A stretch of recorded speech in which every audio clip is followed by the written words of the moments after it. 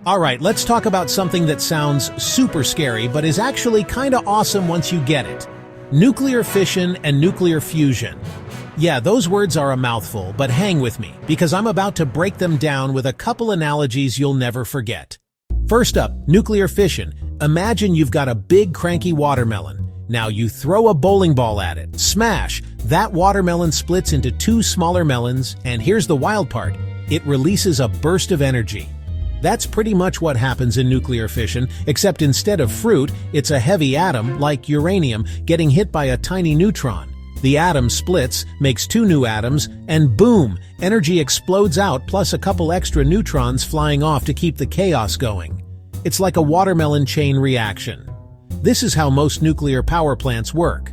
They use that released energy to heat water, spin turbines, and create electricity for cities. But now, let's spin it the other way. Fusion. Picture two tiny grapes.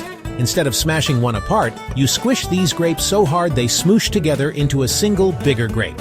In the process, more energy comes out. Fusion is literally what powers the sun. In stars, hydrogen atoms are getting slammed together, fused into helium, shooting off massive amounts of energy. It's the ultimate power move. So think of fission as the watermelon smash, splitting big things into smaller ones and capturing that burst of energy. Fusion is the grape hug, smushing small things together to make something bigger and again grabbing all that energy. Now here's the twist. Fission is easy to do on Earth, which is why we use it in nuclear reactors, but it's messy. It makes radioactive waste that sticks around for thousands of years. Fusion, on the other hand, is super clean, and the waste is way less dangerous. It just needs insane temperatures, like think millions of degrees. So we haven't quite figured out how to do it on Earth in a way that gives us more energy than we put in, but scientists are working on it.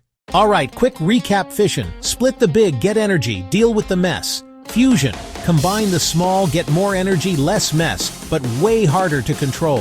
So why does this matter to you?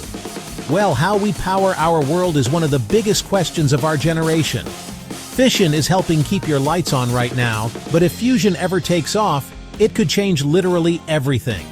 Unlimited clean energy, no scary waste, and a planet that can breathe a little easier. Next time you hear someone talk about nuclear power, just remember, watermelons and grapes. That's nuclear fission and fusion made simple.